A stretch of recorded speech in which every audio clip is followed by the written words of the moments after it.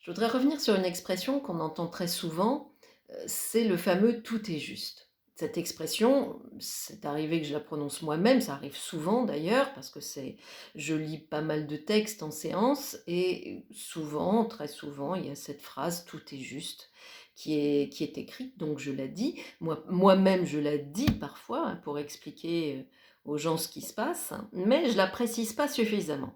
Et là, j'ai envie de la préciser parce que ça m'est arrivé très souvent d'entendre cette expression utilisée à mauvais escient, hein, dans un sens qui n'est pas juste, justement.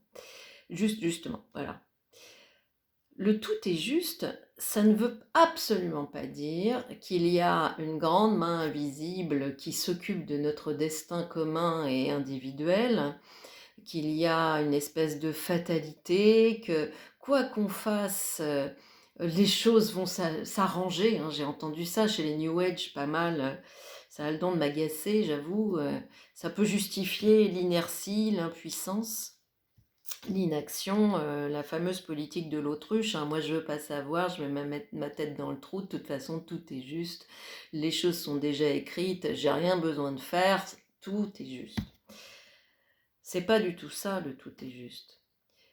C'est plus proche du calcul mathématique, on va dire. 2 plus 2 égale 4. Le résultat, soit il est juste, soit il est pas juste. Est-ce que c'est 4 ou pas? Bah, 2 plus 2, ça fait 4. C'est juste. C'est pas bien ou mal, c'est ça.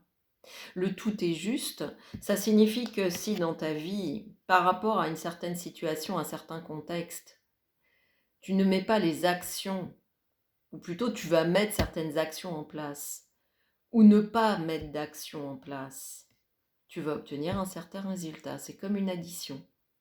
Ça plus ça égale ça. Tout est juste. Ni bien ni mal. C'est la conséquence de tes actes, de tes non-actes, de ton contexte de vie personnel, du contexte collectif, de tout l'environnement qui aboutit à ce résultat. Ça veut dire ça, tout est juste. C'est important de le comprendre parce que ça permet de reprendre sa responsabilité, en partie, dans le résultat juste de ce que j'attends ou de ce que je n'attendais pas et qui arrive. Il y a toujours une part, ma part individuelle, d'action ou de non-action. Parfois, ne pas agir, c'est aussi une forme d'action. Donc, j'ai toujours cette marge de manœuvre.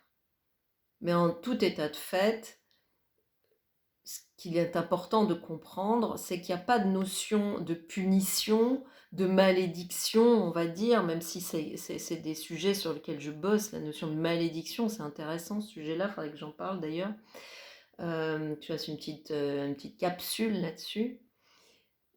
Mais il y a pas de fatalité, c'est simplement qu'il y a une certaine forme de logique, la compilation des éléments arrivant à un résultat.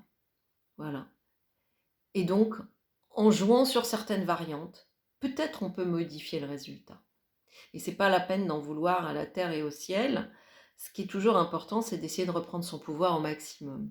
Voilà. Parfois on y arrive, parfois c'est plus douloureux, parfois c'est compliqué, parfois c'est long, mais il faut jamais perdre la foi. Alors, à notre petite mesure à nous, bien sûr, hein, dans nos vies personnelles, éventuellement dans la vie de nos proches, d'une manière un peu plus collective, mais toujours en cercle restreint.